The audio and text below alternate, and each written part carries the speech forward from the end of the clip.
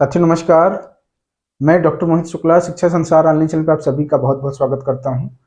आप लोग जानते हैं शिक्षा संसार ऑनलाइन चैनल के माध्यम से हम शिक्षा जगत से जुड़ी विभिन्न प्रतियोगी परीक्षाओं के संबंध में आपसे बातचीत करते हैं और सही दिशा में आपको मार्गदर्शन करने का कार्य भी करते हैं।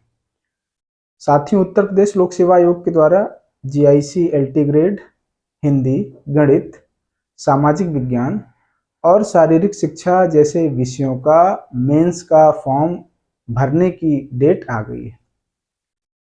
2 अप्रैल से फॉर्म भरा जाएगा और 17 अप्रैल तक आपको फॉर्म भरना है। जी हाँ, 2 अप्रैल से लेकर 17 अप्रैल तक फॉर्म भरने की डेट है, तो इसके बीच में आपको फॉर्म अपना भर लेना है। बहुत सारे कैंडिडेट परेशान हैं कि फॉर्म को कैसे भरें, उसमें कौन कौन सा डॉक्यूमेंट्स लगेगा, कौन सा डॉक्यूमेंट्स ऐसा है जो आपको लेटेस्ट लगाना पड़ेगा या सारे डॉक्यूमेंट्स वही लगेंगे जो प्रीलिम्स में आपने लगाया है। बहुत सारे आपके सवाल हैं। इस वीडियो के माध्यम से हम आपके सारे सवालों का जवाब देंगे, निराकरण करेंगे। तो आज का ये वीडियो आपके लिए बहुत महत्वपूर्ण है अगर आपको GIC LT ग्रेड मेंस का फॉर्म भरना है।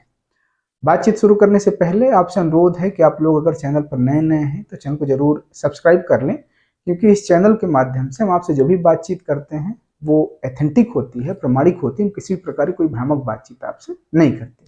आइए बातचीत शुरू करें। साथियों, सबसे पहले अगर आप GIC LT ग्रेड मेंस का फॉर्म भरना चाहते हैं तो आपको बता दें, आप अपने OTR नंबर और OTP के माध्यम से अपने डैशबोर्ड पर लॉगिन करेंगे और उसमें जो भी डिटेल है उसको आप फिलअप करेंगे। साथियों, GIC LT ग्रेड मेंस का फॉर्म भरने के लिए जो सबसे पहले आपको डॉक्यूमेंट्स लगेंगे वो आपके हाई स्कूल के अंक पत्र और प्रमाण पत्र, इंटरमीडिएट के अंक पत्र और प्रमाण पत्र, BA की मार्कशीट आपकी और डिग्री, B.Ed की मार्कशीट और डिग्री, ये सारे डॉक्यूमेंट्स आपके लगेंगे। ध्यान रखें, आप जो भी डॉक्यूमेंट्स अपलोड करेंगे वो 2 MB से ज़्यादा ना हो। आपको PDF फाइल बना करके सारे डॉक्यूमेंट्स अपलोड करने होंगे। ये तो आपके एकेडमिक डॉक्यूमेंट्स हो गए।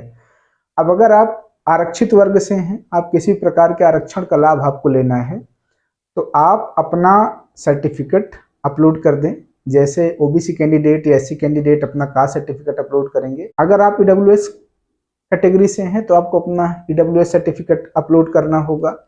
PH कैटेगरी से हैं तो PH कैटेगरी का आपको सर्टिफिकेट अपलोड करना होगा।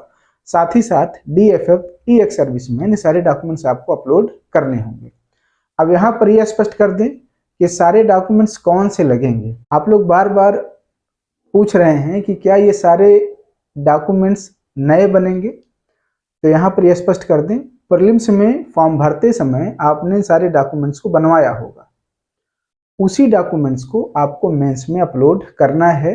किसी भी प्रकार का कोई परिवर्तन नहीं होगा। अगर अब आप सोच रहे हैं कि आपके पास प्रीलिम्स के समय सर्टिफिकेट नहीं था कास्ट का या EWS का, तो अब मेंस भरते समय आप नया बनवा लें, तो अब आपको कोई भी परिवर्तन किसी भी प्रकार का नहीं करना। प्रीलिम्स का फॉर्म भरते समय आपके पास जो डॉक्यूमेंट्स थे वही डॉक्यूमेंट्स आपको मेंस में अपलोड करने हैं। बहुत सारे कैंडिडेट बार बार प्रश्न पूछ रहे हैं कि सर हमारे पास BA की मार्कशीट है, डिग्री नहीं है, या B.Ed की मार्कशीट है, डिग्री नहीं है, तो आप प्रोविजनल से भी काम चला सकते हैं। अगर आपकी डिग्री नहीं मिली है तो आप प्रोविजनल निकलवा करके फॉर्म में अपलोड करा सकते हैं। अगर आपको प्रोविजनल भी नहीं उपलब्ध हो पा रहा है तो ऐसी स्थिति में आपको बता दें, जब आप फॉर्म भरेंगे तो देखेंगे जो डिग्री वाला कॉलम है वो ऑप्शनल है। अगर आपके पास डिग्री नहीं है तो आप मार्कशीट अपलोड कर दें। डिग्री आप जब डॉक्यूमेंट्स वेरिफिकेशन होगा उस समय प्रस्तुत कर दीजिएगा, परेशान होने की जरूरत नहीं है।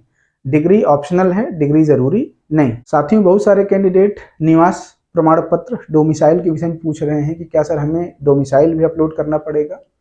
तो अगर आपका जो आरक्षण संबंधी सर्टिफिकेट हो, चाहे वह EWS का हो या आपका किसी प्रकार की कैटेगरी का सर्टिफिकेट है, अगर वह आपने डिजिटल मोड में बनवाया है, कुल मिलाकर अगर आप तहसील में जाकर साइन मोहर बिना कराए डिजिटल अगर आपने सर्टिफिकेट बनवाया है, तब आपको निवास प्रमाण पत्र भी अपलोड करना पड़ेगा। अगर आपका जो आरक्षण संबंधी सर्टिफिकेट है वो डिजिटल नहीं है, आप प्रॉपर तहसील जाकर के बनवाए हैं, साइन मोहर इत्यादि उसमें है, तो आपको जरूरत नहीं है कि आप डोमिसाइल भी अपलोड करें। वैसे भी अगर आपके पास डोमिसाइल है तो आप बिल्कुल उसको अपलोड कर सकते हैं, लेकिन हमने आपको जानकारी दिया, अगर आप तहसील से अपना आरक्षण संबंधी डॉक्यूमेंट्स बनवाए हैं और आपके पास निवास प्रमाण पत्र डोमिसाइल नहीं है, तब भी आपको परेशान होने की जरूरत नहीं है। बहुत सारे कैंडिडेट ऐसे हैं जो नौकरी में हैं, एनओसी को लेकर चिंतित हैं कि सर एनओसी उसमें हमें अपलोड करना है कि नहीं करना।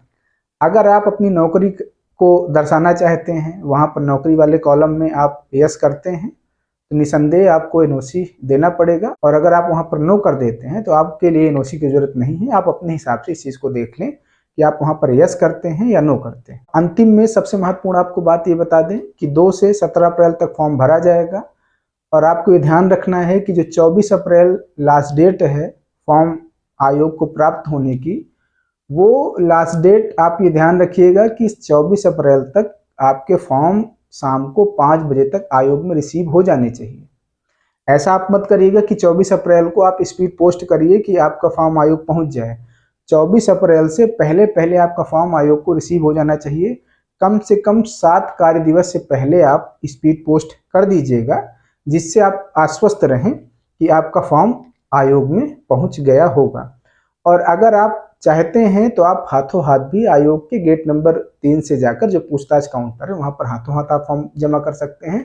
नहीं तो आयोग ने जो पता दिया है उस पते की पर्ची आप जो है लिफाफे में चस्पा करके, अपना डिटेल चस्पा करके आप स्पीड पोस्ट कर सकते हैं अपने फॉर्म को। ध्यान रखें, मेंस का फॉर्म भरने के पश्चात आपको फॉर्म का जो प्रिंट आउट मिलेगा, उस प्रिंट आउट के साथ आप अपने सारे डॉक्यूमेंट्स जो आपने मेंस के फॉर्म में मेंशन किए हैं भरते समय, उन सारे डॉक्यूमेंट्स की एक प्रति स्व हस्ताक्षरित करते हुए, स्व प्रमाणित करते हुए आपको आयोग में भेजना है। एक लिफाफे में करके A4 साइज का जो लिफाफा आता है उसमें करके अपना एड्रेस और आयोग के पते की पर्ची चस्पा करके आपको स्पीड पोस्ट कर देना है या हाथों हाथ आयोग में जमा कर देना है। हाथों हाथ तो आप 24 तक जमा कर सकते हैं, और स्पीड पोस्ट करने के लिए इतना गुंजाइश रहे कि आप 5-7 कार्य दिवस से पहले स्पीड पोस्ट करिएगा, जिससे कि आपका फॉर्म आयोग में 24 तारीख तक रिसीव हो जाए। साथियों को जरूरी बातचीत थी JICLT ग्रेड मेंस फॉर्म को लेकर। आप लोग बार बार प्रश्न पूछ रहे थे, हम आपसे बातचीत नहीं कर पा रहे थे, लेकिन आप विश्वास रखें जब भी कोई जरूरी सूचना होगी हम आपसे जरूर बातचीत करेंगे, आपसे साझा करेंगे।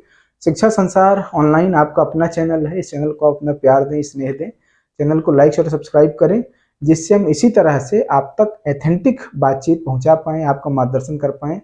धन्यवाद साथियों, नमस्कार।